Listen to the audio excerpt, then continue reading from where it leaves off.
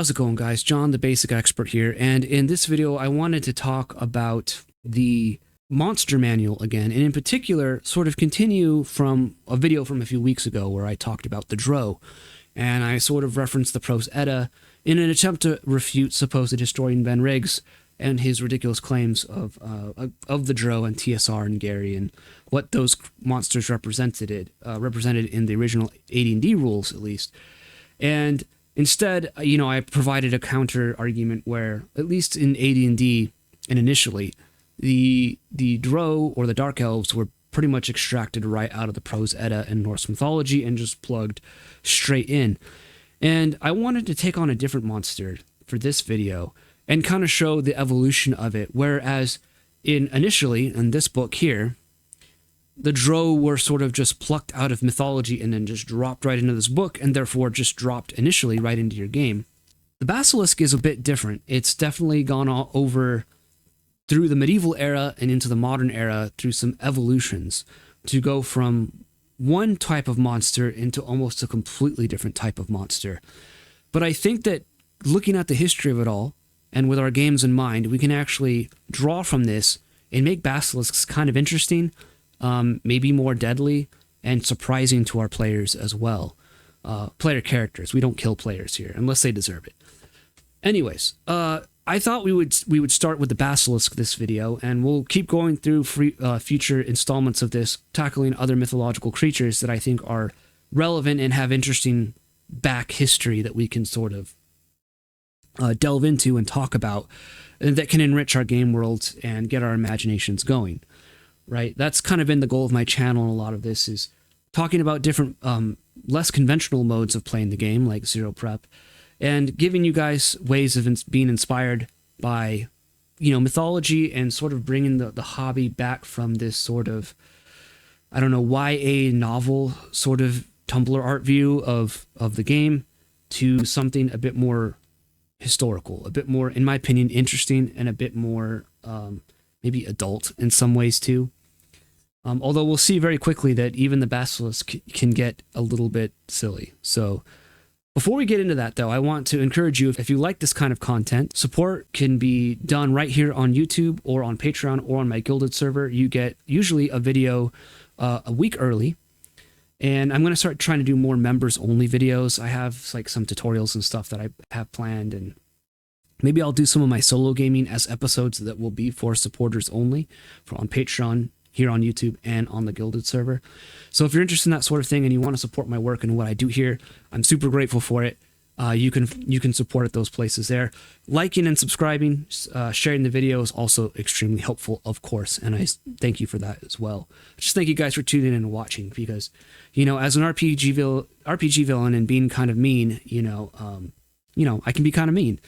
But let's dive into basilisks and talking about them. And I thought the first thing that we should do is we should open up our AD&D book, and we'll read them like just straight from the book here. Look at the stats, and then we'll talk about the history of where, how did we end up here? Where did this start?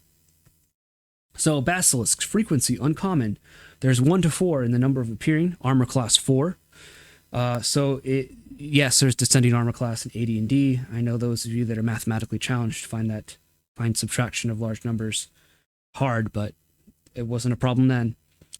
Move is 6 inches. Hit dice 6 plus 1, so you'd roll 68 plus 1, and that would be the creature's hit die total. Percentage in lair 40%. Treasure type F.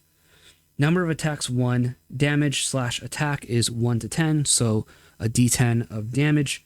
It does have a special attack with a gaze that turns its foes into stone that look upon it. Has no special defense, standard magical resistance, animal intelligence. Its alignment is neutral. It's about 7 feet long, and we will get into that in a second here, because the size is one thing that has changed drastically over time, from its initial introduction into mythology by Pliny the Elder and his writings, all the way up until the modern era, even in 5th edition, where its size has changed, and we'll get into that. It's one of the more interesting, I think, aspects of the Basilisk.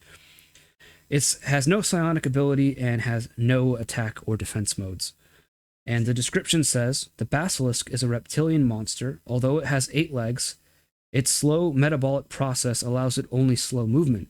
While it has strong, toothy jaws, the basilisk's major weapon is its gaze, by means of which it is able to turn to stone any fleshly creature which meets its gaze. However, if its gaze is reflected so that the basilisk sees its own eyes, it will itself be petrified. But this requires light at least equal to bright torchlight and a good smooth reflector. Basilisks are usually dull brown with yellowish underbellies. Their eyes are glowing pale green. The basilisks are able to see in both the astral and ethereal planes. In the former plane, its gaze kills, while in the latter, it turns victims to the ethereal stone, which can only be seen by those who are in that plane or can see ethereal objects. So that is the entry for the basilisk. Very deadly monster, not one that players generally want to run into on their adventuring, or at least definitely be surprised by on their adventuring. I would read for you the 5th edition entry, but it's not much different. It's very similar, except the petrification doesn't seem to be quite as quick. I would interpret this as saying it's almost like instantaneous petrification. You get some time to make a couple different saves because 5e is trying to be, at least 2014, is trying to be a little bit more friendly to the players and less deadly, a little more heroic. But let's talk about the origin of this. So the origin of the basilisk is, the name comes from the Greek word basiliskos, which has the meaning of little king. And it gets that because within Pliny's description of it, it has like a diadem on its head, like I think a white diadem on its head, which is interpreted as a crown. And so that's why it gets this idea of being like king of the lizards, king of the reptiles, essentially. It also, and this is the interesting part, is via Pliny's description, he describes it as sort of having this gaze weapon, but it has a breath weapon that does the same thing. And I find that super interesting, and I don't know why that wouldn't have been incorporated into this, because what's interesting with AD&D and with many old school versions of the game is that there's obviously rules for breath weapons in this stuff. So to me, that seems like a really great way of actually looking at the old myths and saying that either you can really mess with your players if you're an evil DM by saying that the basilisk has a breath weapon and not just a bite or a gaze. So I think that could be a very terrifying way of scaring your players, especially if they don't know this information going in, and they're going in like, we don't want to look. Maybe they know about the gaze, and you throw the breath weapon at them. That's a terrifying prospect for them to encounter. So, yeah, as I said, this is from Pliny's description, and what's interesting is he describes the basilisk as being about 12 fingers long, and that depends on the measurement, but that could make it anywhere from 9 to 12 inches long in like our current sort of units of measurement. So 9 to 12 inches long, and it somehow grew to 7 feet. And I think the reason for this is that as we get through the Middle Ages, as we get towards sort of beyond Pliny and we get into medieval bestiaries, and this creature started to be associated with the devil and with sin, especially within Christian sort of mythology and understanding and cosmology and theology, all these sorts of things. It started to become associated with some of these more negative aspects and not just a creature, which is also interesting because in D&D, it's not like it's evil. It's not aligned as evil. It's neutral, which is super interesting to me. But it has appearances in Pliny's book 8, chapter 33 is where his description is of it. And it hails from North Africa, apparently, the region of North Africa. There was a man, he has a story of a man. This is also another interesting aspect of it. Pliny relays the story of a man who killed a basilisk from horseback with a spear. But he calls it the infection, and the infection spread up the spear and to him and petrified the spear, him, as well as the horse. It was like everything that was touching was petrified. And so that's also kind of interesting and could make it why you'd want to maybe attack with magic weapons and not mundane weapons, maybe. Maybe this could be a feature that you also add to your basilisks to make them more terrifying. This is if you're wanting to build it up beyond like its base vanilla sort of attributes that you want to make it a little more interesting. Maybe this is like a super basilisk or something. I don't know. Its origins is also very interesting. So it's said to hatch from a rooster's egg, which is only done under very rare conditions, because obviously roosters are male chickens. They don't lay eggs. And we want to, this is one of those things where we want to sort of call ancient people stupid because they came up with ideas like this. But we come up with, I'm not going to get into the politics of it all, but we get into kind of equally stupid ideas these days. So is it really all that far-fetched? Anyways, it comes from a rooster's egg, and it is incubated not by the rooster or a chicken, but by a serpent or a toad. And this is how you create a basilisk. And this to me makes for it being a very interesting mythological story, because it's not just like adult basilisks lay eggs and make smaller basilisks. That's boring. It's kind of a little more interesting to say that there's like this sort of weird, freakish thing that goes against nature, where that just shows how monstrous this creature is, because roosters don't lay eggs, but somehow it comes from a rooster's egg that is then has these compounding sort of ridiculous things on top of it. It's a rooster's egg that's incubated by a serpent or a toad. So now there's a serpent or a toad that is going to sit on this egg and hatch it, and this is what produces the basilisk.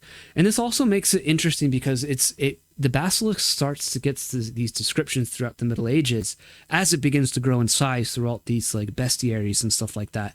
It starts to get these descriptions that mix a lot of these sort of creatures together in sort of this like homunculus sort of monster that's this mix of like a rooster and a serpent and a toad, kind of different from the sort of eight-legged thing that we see now as it's sort of transitioning over time. But we sort of see that because like 8 legs is sort of odd for a reptile to have. It's more like insectoid. So it's sort of like this idea, or over the course of time, the mythology is always sort of just trying to highlight how monstrous this creature is by adding sort of either strange physical origins to the monster or strange physical attributes to the monster, or that sort of this combination of lots of different creatures sort of smushed together into one that will petrify you if you look at it or if it breathes on you. It also talks about how it has the ability, Pliny says this, how it has the ability to split rocks. Kind of doesn't really explain how, kind of with its breath it sounds like. Split rocks as well as burn grasses and plants. It has like again, this breath weapon. And so to me, this tells me a couple different things. But the breath weapon and the gaze sort of have a different effect on living creatures, where it turns them to stone.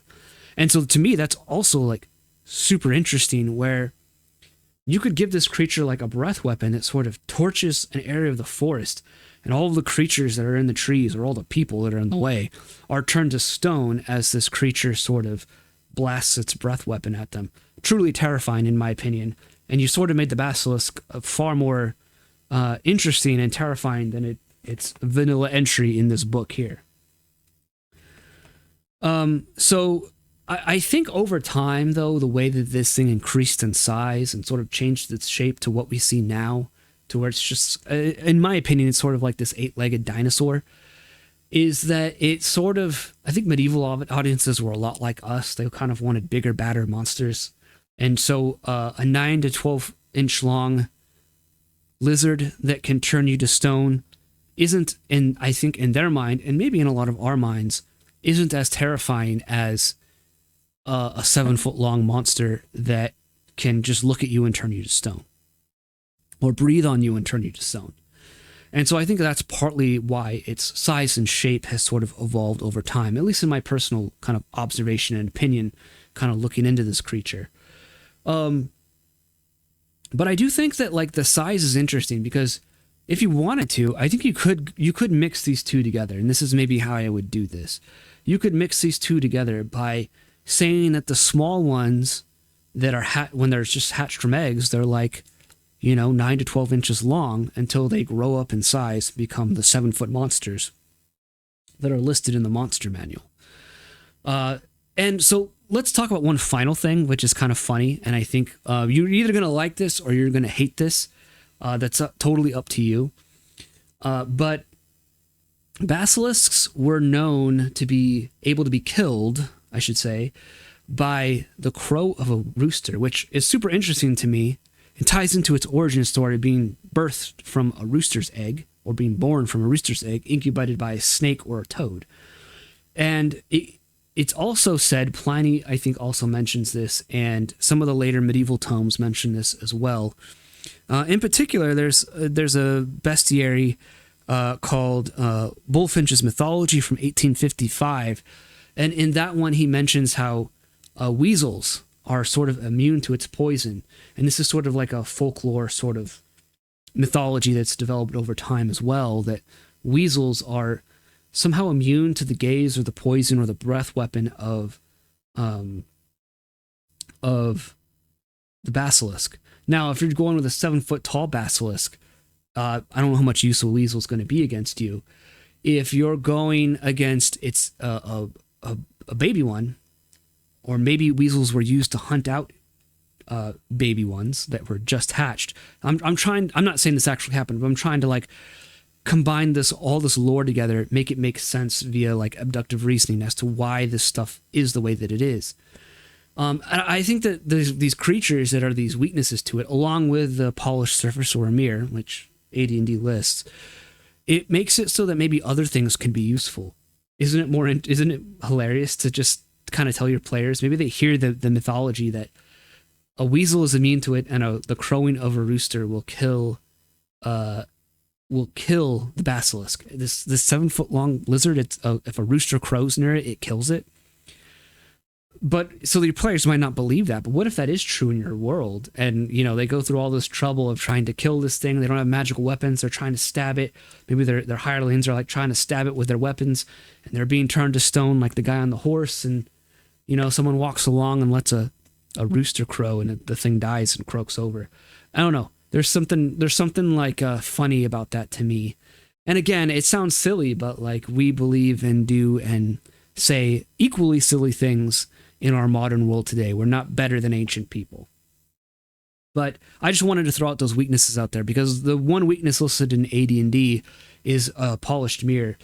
I think it might be fun to actually add to that the idea that weasels or roosters are also a weakness of the basilisks. It's just kind of amusing to me. And again, you're either going to think that's hilarious and use it in your game, or you think it's stupid and you won't. I understand either way. But that's the mythology of the basilisk. And so I hope you found that interesting. Maybe you got some ideas as to how you can make it more interesting. I think ultimately, at the very least, adding the small size for like newly hatched basilisks, as well as breath weapons to them. Maybe some have it, maybe some don't. Maybe some have the gaze, and maybe another breed has just the breath weapon, and maybe another breed has both. That makes the basilisk, that was already terrifying before, infinitely more terrifying than it already is, but it also makes them a little more interesting, because the gaze one is really good at, it moves slow, it's camouflaged into the environment around it, and it's meant to sort of be a surprise monster. I don't think a breath weapon one is going to be as effective as that, right? So, and it produces different saves. Maybe they go in with the basilisk thinking that they got their polished mirror, and they think it's one that has a gaze, and instead it's one that has a breath weapon. So now your polished weapon is absolutely useless. It's, to me, maybe I'm an evil DM, but I like mixing up monsters in this sort of way. And I think instead of me using my own sort of brain, which I'm oftentimes limited in my own creativity, looking to what other people did before me, especially the ancients, can oftentimes make for a way more interesting thing than what's in the rule book sometimes with the monster stat block, or what I could come up in my head if I'm trying to like sort of make my own monster for a particular situation or setting. So that's going to do it for this video, guys. Thank you for watching. I'd love to see in the comment below what you guys think about it, about the basilisk. It's sort of evolution from 9 to 12 inch long lizard with a gaze and a breath weapon to a 7-foot long lizard with 8 legs and no breath weapon, but just a gaze weapon and a bite. I don't know. It's an interesting evolution to me, but technically these are all basilisks. So that's going to do it for this video, guys. Like, subscribe, share the video. Again, if you want to support, you can support on Patreon, here on YouTube in the members section, or on my Gilded server. Links to all that will be in the video description below. Thank you guys for watching. I hope you guys have a great day. Happy gaming. Peace out.